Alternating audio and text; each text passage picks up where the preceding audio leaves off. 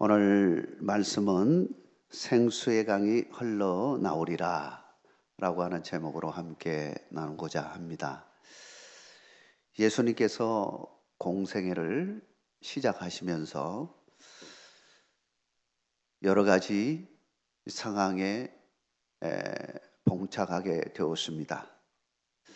예수님의 정체성에 대한 의문을 제기하는 사람들이 있었기 때문입니다. 오늘 본문 속에서도 그러한 내용들을 살펴볼 수가 있었죠.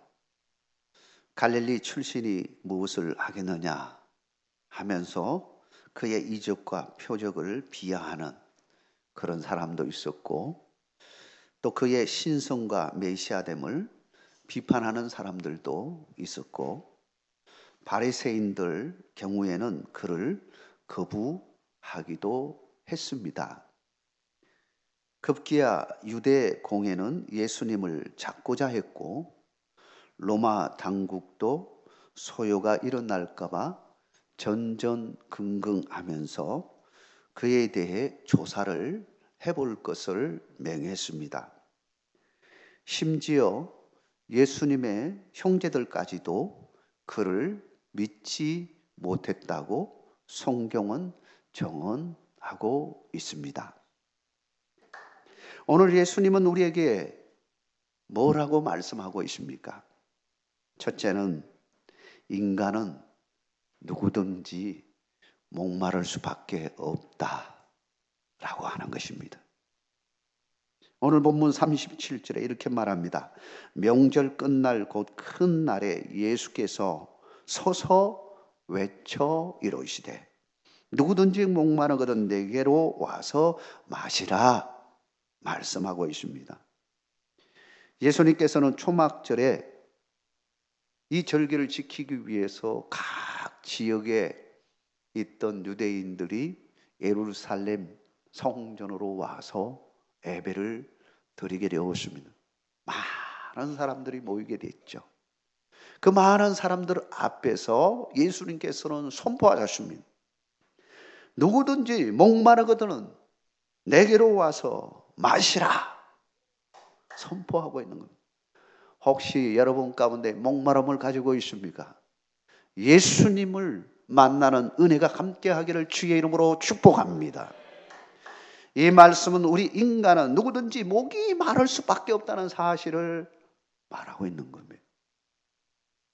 우리는 사실 다 목마른 자입니다. 우리 육신을 한번 생각해 보십시오.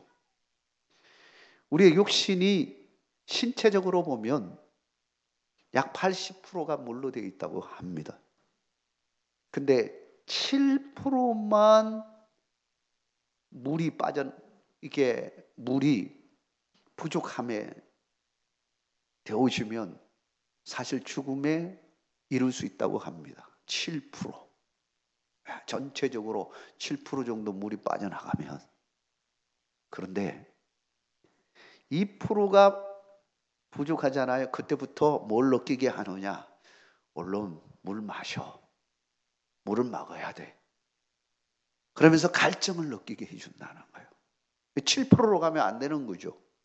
그러니까 미리부터 경고를 하는 겁니다. 목마르게 해서 물을 마시게 하는 겁니다. 이게 우리 인간의 육신의 목마름의 모습입니다.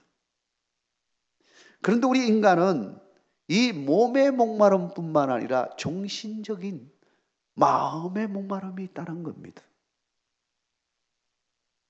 현대인들은 더군다나 이 신체적인 목마름보다도 오히려 더 문제되는 것이 우리의 이 마음속에 있는 목마름, 이게 문제입니다. 우리의 몸의 목마름, 정신적인 목마름, 이런 그하고는 차원이 다른 또 다른 목마름이 있다는 겁니다. 이 목마름은 다른 목마름보다 확 드러나지는 않지만 우리의 심령 깊숙한 곳에 자리하면서 내 자아가 아직 캐치하지 못하지만 그 속에 심령 깊숙한 곳에서 외치는 정말 그런 영혼의 목마름이 있다는 겁니다. 이 목마름을 발견하지 않는다면, 그리고 이 목마름을 해결하지 않는다면, 우리는 겉에 있는 이 목마름을 아무리 해결한다 할지라도 우리는 여전히 이 목마름 때문에, 근본적인 목마름, 우리의 영혼의 목마름, 이 목마름 때문에 우리는 좌절하고 넘어지고 깨어지고 이것이 계속 반복될 수밖에 없다는 사실을 우리는 깨달아야 합니다. 이 영적 목마름은 무엇으로부터 온 겁니까? 하나님과의 단절, 여기서로부터 시작이 되었습니다. 이걸 신학적으로는 원죄라고 말합니다. 우리 모든 인간은 원죄로 인해서 하나님과 우리의 관계가 깨짐으로, 아담, 하와가 하나님과의 관계가 깨짐으로 그 결과로 태어난 모든 인간은 이 원죄 때문에 하나님과의 관계가 깨진 상태에 이르게 되어졌고, 그 결과로 우리 모두는 죄인이 될 수밖에 없었고, 죄인이 됨으로 말미암아 주어지는 그 사망을 이길 수 없으므로 우리는 늘 불안하고, 그 근본적인 문제 때문에 우리는 늘 무거운 짐을 안고 살아갈 수밖에 없는 존재가 되었다라고 하는 거예요. 그래서 로마서 3장 23절에는 뭐라고 말하고 있습니까? 모든 사람이 죄를 범하였으며 하나님의 영광에 이르지 못하더니, 우리 인간, 모든 인간은 다 죄인일 수밖에 없었다는 사실을 보여줍니다. 요한복음, 특별히 이 초반에 신학적인 개념들이 많이 나타나는데, 사도 요한은 의도적으로 이러한 모습을 보이고 있습니다. 특별히 우리가 지금 보고 있는 요한복음 7장, 넘어가서 요한 8장, 여기에 보면 그런 복음적인 메시지가 아주 담겨져 있습니다. 사건과 다 관련지어져서 나오고 있습니다. 8장의 초반에 보면 이런 이야기가 나옵니다. 서기관과 바리새인이 음행하고 있는 여인을 현장에서 잡아가지고 예수님에게 끌고 왔습니다. 이 여인은 느닷없이 현장에서 잡혀가지고 끌려가지고 여기 와서 이제 죽을 처지에 놓인 거죠. 율법에 하면 돌로 치라고 했습니다. 바리새인과 서기관들은 다 생각을 하고 예수님께서 어떻게 반응하나 보려고 와서 끌고 온 거예요. 예수님도 뻔히 아는 겁니다. 예수님, 우리가 현장에서 이렇게 끌고 왔는데, 율법에는 이렇게 말씀하고 계시고 그런데 당신은 어떻게 하시겠소? 하고 이야기한 겁니다. 예수님께서는 뭐라고 말씀하십니까? 여기에 죄 없는 자가 먼저 돌을 들어서 치라고 이야기합니다.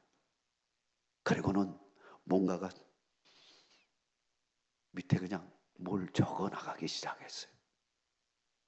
그렇더니 거기에 있던 사람들이 젊은이부터 시작해가지고 조용히 뒷걸음쳐서 한 사람씩 빠져나가게 됩니다. 거기 얼마나 많은 사람들이 모였겠습니까? 구경하는 사람으로부터 시작해가지고 쭉 모여 있었는데, 예수님께서 점점 써나가는 순간마다 한 사람씩 뒷걸음치며 빠져나가기 시작했습니다. 그 본문을 보면 그들의 마음에 양심에 가책을 받아가지고 나갔다고 말씀하고 있습니다. 그러니까 아마도 그게 지금 글을 쓰고 있는 걸 보면 무슨 내용이냐면, 누구는 아마 이렇게 썼는지도 모르겠어요. 어쨌든 그 내용을 보고 모두가 나도 그랬는데 혹시 저 이야기가 내 이야기 아니에요? 이런 마음. 이 이야기는 뭘 이야기해 주는 겁니까요? 모든 사람들은 다 죄인임을 이야기해요. 한 사람도 빠짐없이 모든 사람들은 다 죄인일 수밖에 없다는 사실을 보여주고 있는 겁니다. 여러분, 우리는 모두가 죄인임을 깨달아야 합니다. 이 죄인이라고 하는 것 속에는 사망이라는 것과 관련이 되어 있는 겁니다. 로마서 6장 23절에 죄의 싹은 사망이라 했습니다. 죄의 결과는 사망에 이르게 되니 그 사망 속에 있는, 어두움 속에 있는 우리의 영혼은 얼마나 외치고 있겠습니까? 아우성을 치고 있겠죠. 우리의 심령 깊숙한 곳에는 아우성을 치는 모습을 가지고 있겠죠. 우리가 깨닫지 못해서 그러지. 우리의 자, 깊은 자가, 에고라고 하는 이 자가 얼마나 외치고 있겠습니까? 이걸 어떻게 해결할 수 있겠습니까? 물 마신다고 해결할 수 있겠습니까? 좋은 음악을 듣고 사람들과 면담을 하고 상담을 받고 친구들을 만나고 이것으로 풀 수 있겠습니까? 아닙니다. 우리의 몸을 푸는 것과 우리의 마음을 푸는 것과 다릅니다. 이거는 근본적으로 우리의 영혼의 문제는 누구에게로 가야 되겠습니까? 하나님에게로 돌아가야 되는 것입니다. 그래서 이사야 44장 22절에 이렇게 말합니다. 내가 네 허물을 빽빽한 구름같이 네 죄를 안개같이 도말하였으니 너는 내게로 돌아오라. 내가 너를 구속하였음이니라. 너의 모든 죄 다 도말했다, 없앴다라고 말합니다. 불태워버렸다. 그러니 하나님에게로 돌아오라. 하나님에게로 돌아. 하나님께 돌아가려므로 말미암아 하나님과의 관계가 회복되어질 때 우리는 진정한 이 목마름, 우리의 영혼의 목마름이 치유되어지고 회복되어지는 역사가 일어나게 되는 것입니다. 여러분은 이 시간에 여러분의 이 영적인 목마름이 예수 그리스도로 통하여 치유되는 역사가 일어나기를 주의 이름으로 축복합니다. 바로 두 번째가 예수님만이 우리의 목마름을 해결해 주신다라고 하는 것입니다. 37절에 예수님께서는 누구든지 목마르거든 다 내게로 오라고 초청을 하고 있습니다. 누구든지 오라는 겁니다. 누구든지. 왜 이 말씀을 하실까요? 왜 나에게로 오라고 말씀하실까요? 예를 들면 세례 요한은 누구에게로 가라고 이야기했습니까? 예수님에게로 가라고 이야기합니다. 네가 내 제자이지만 다른 본문에 보면 베드로를 비롯해서 안드레나 보면 다 누구와 관련이 있냐면 세례 요한의 제자임을 성경 본문에 적어놓은 것을 볼 수 있습니다. 딱 때가 되니까 너희들 누구에게 가라? 진짜이신 예수님에게 가라는 거예요. 어린 양, 저분이 어린 양이라고 말씀하시면서 어린 양 대신 예수님에게 가라 하십니다. 근데 예수님은 뭐라고 했냐? 나에게로 오라고 하는 거예요. 나에게로 오라. 왜 나에게로 오라고 했을까요? 나를 통하지 아니하고는 하나님께 갈 수 없기 때문에. 뭐라고 말씀하셨습니까? 요한복음 14장 6절에 내가 곧 길이요 진리요 생명이니 나로 말미암지 않고는 아버지께로 올 자가 없느니라. 아버지께로 가려면 예수 그리스도를 통하지 아니하고는 갈 수 없다는 겁니다. 그 어떤 사람도 어떤 죄인도 예수님을 통하지 아니하고는 하나님께 나갈 수가 없는 겁니다. 예수님을 만나야 되는 겁니다. 그게 오늘 본문에 뭐라고 말씀하시느냐? 38절에 이렇게 말하면 나를 믿는 자는 성경의 이름과 같이 그 배에서 생수의 강이 흘러나오리라 하시니. 이 말씀의 의미가 무엇일까요? 나를 믿는 자는 성경의 이름과 같이. 여기서 성경의 이름과 같이는 이름이라고 하는 것이 우리 이름, 네임을 이야기하는 것이 아닙니다. 여기서 이름은요, 기록, 성경에서 기록한 대로, 성경에서 말한 대로, 그런 의미예요. 이미 성경에서 말씀하고 계신 것이 있는 겁니다. 예수님 그 말씀을 인용하고 있는 겁니다.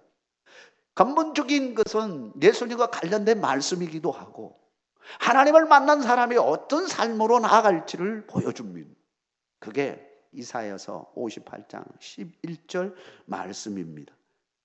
이사야 58장 11절 말씀 우리 같이 한번 읽겠습니다. 여호와가 너를 항상 인도하여 메마른 곳에서도 네 영혼을 만족하게 하며 네 뼈를 견고하게 하리니 너는 물된 동상 같겠고 물이 끊어지지 아니하는 샘 같을 것이라. 여호와 하나님과 함께하면 어떤 일이 일어나느냐? 메마른 곳에서도 메마르지 아니하고 내 영혼이 만족함을 얻게 됩니다. 환경이 아무리 어렵고 힘든 상황에 놓여 있다 할지라도 하나님이 함께하면 살아날 수 있다는 겁니다. 이 은혜가 임한다는 거예요. 마치 사막의 오아시스와 같이 물이 터진다는 거예요. 하나님을 만나는 자에게는 이와 같은 역사가 일어난다는 겁니다. 이와 같이 예수님을 만나게 되면 생수의 강이 흘러가리라. 샘물이 터진 것으로부터 시작해서 생수의 근원이신 예수님으로부터 시작되어서 그 생수가 흘러가게 될 것이다. 사랑하는 성도 여러분, 예수님을 만남으로 말미암아 그와 같은 축복이 여러분과 함께하기를 주의 이름으로 축원합니다. 이러한 사실을 증명해 주셨습니다. 요한복음 4장에 야곱의 우물가에서 만난 사마리아 여인 이야기입니다. 사마리아 여인은 목마름이 있었습니다. 그래서 늘 육신의 목마름을 해결하기 위해서 물을 풀어 야곱의 우물로 왔습니다. 야곱의 우물에 왜 왔겠습니까? 물 풀어 온 거 아닙니까? 목마름을 해결하기 위해서 온 겁니다. 근데 사실은 그 목마름 때문에 오기는 했지만 그에게는 또 다른 목마름이 있었지 않았습니까? 그런 부중한 여인으로서 늘 마음의 짐을 갖고 사는 여인이었습니다. 동네 사람들도 압니다. 그래서 돈 팔매질을 할 때도 있었고 비판하기도 하고 손가락질도 하고 그런 아픔을 가진 여인이었죠. 이 여인이 우물가에 와서 누구를 만나냐? 예수님을 만나게 되었습니다. 예수님께서 물 좀 달라. 육신의 목마름에 대한 이야기입니다. 그러더니 너 남편이 있느냐 하면서 이제 이야기를 시작했더니 그의 아픔을 딱 터치해 주잖아요. 이거는 정신적인 목마름에 대한 터치이죠. 그러더니요 우리 주님은 이렇게 말하는 겁니다. 요한복음 4장 14절에 내가 주는 물을 마시는 자는 영원히 목마르지 아니하리니 내가 주는 물은 그 속에서 영생하도록 솟아나는 샘물이 되리라. 이것은 뭘 이야기하냐면 영적인 목마름, 이걸 해결하는 것을 말하는 겁니다. 바로 나를 믿으면 이와 같은 은총이 임할 것이다라고 하는 것을 말씀하시는 겁니다. 그의 영안이 열리고 이것을 깨닫게 되어졌습니다. 얼마나 기쁜지. 그의 심령 가운데 깊은 내면에 있던 그 영혼에 대한 갈급함이 터지게 되어졌습니다. 예수님이 터뜨려 주셨습니다. 그러자 생명수가 터져 나오게 되었습니다. 너무 기쁜 나머지 양동이를 던져주고 마을로 달려갔습니다. 그 마을이 어떤 마을입니까? 그 동네 사람들을 만나기 싫어가지고 아주 더운 날 살짝이 사람들 다 잠자고 뭐 쉬고 있을 때 싹 빠져나와가지고 우물가에 오는 여인 아니었습니까? 근데 동네 사람들에게 가가지고 외치는 겁니다. 그의 이 옛날 이것들은 이미 다 사라져 버렸습니다. 그의 마음속에 응어리졌던 이 모든 것들은 다 풀려버렸습니다. 예수님을 만나고 나서 구원의 역사가 일어나자 그런 이 모든 것들이 해결되어 버렸습니다. 그는 자신 있게 말씀합니다. 내가 메시아를 만났습니다. 우리 같이 메시아 만나러 가봅시다. 사랑하는 성도 여러분, 이와 같은 은혜가 사순절과 금년 한 해 여러분의 삶 속에서 일어나기를 주의 이름으로 축복합니다. 마지막으로 우리 성도들에게도 생수의 강이 흘러 나온다고 말씀하고 있습니다. 예수님은 한 개인을 만져주실 뿐만 아니라 교회를 통해서 생수의 강이 흘러가도록 하셨습니다.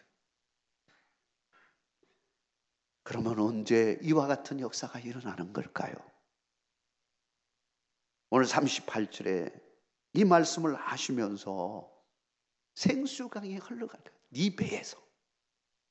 거기서 생수의 강이 흘러갈 것이다 말씀하시고 이 의미를 가르쳐 줬는데 39절 말씀입니다. 사실 이것은 사도 요한이 첨가해서 이제 해석한 부분이라고도 말할 수 있습니다. 39절을 우리 같이 한번 읽어보겠습니다. 이는 그를 믿는 자들이 받을 성령을 가리켜 말씀하신 것이라. 예수께서 아직 영광을 받지 않으셨으므로 성령이 아직 그들에게 계시지 아니하시더라. 언제 생수의 강이 흘러가느냐? 우리 인생 가운데 생수의 강이 언제 흘러가느냐? 교회로 치면 교회에 언제 생수의 강이 흐르는 역사가 일어나느냐? 예수님을 만나야 되고 더불어서 하나님의 영이 성령이 우리 가운데 임하게 되어줄 때 놀라운 은혜의 역사가 일어남을 말하고 있는 겁니다. 성령의 영, 성령이, 하나님의 영이, 하나님의 아들의 영이 우리 속에 임하게 되어주면 성령님이신 그분께서 터뜨려 주시는 겁니다. 샘물이 되어서 터뜨려 주시는 겁니다. 우리 심령 가운데 터뜨려 주심으로 우리가 이제는 생수의 강을 흘러보내는 이 놀라운 축복을 누리게 되어지는 것입니다. 남은 복을 받는 것이 아니고 나의 가정, 나의 이웃, 우리 민족이 복을 받는 생수의 강에 흘러가는 터전이 되게 되는 겁니다. 사랑하는 성도 여러분, 금년 안에 이런 복을 누리시기를 주의 이름으로 축원합니다. 우리가 변화되어져요. 먼저 우리가 은혜 받아야 됩니다. 성령의 역사하심을 경험해야 됩니다. 그 성령님의 이끄심 따라 우리는 이제는 생수의 강을 흘러보내는 자가 되어야 합니다.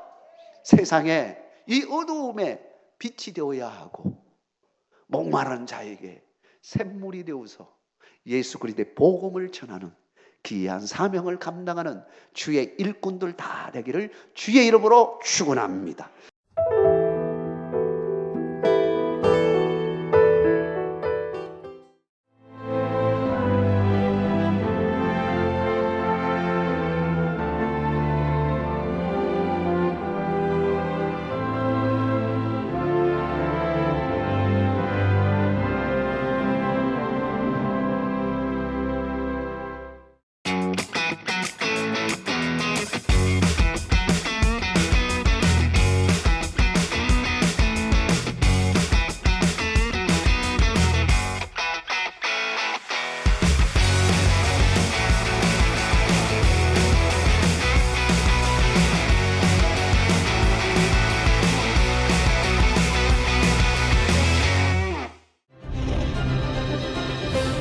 기회는 준비된 도시를 선택합니다.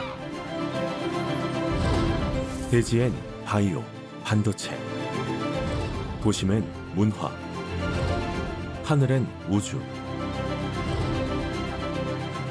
대한민국 미래 산업의 새로운 가능성을 열어가는 곳. 격이 다른 도시, 순천입니다.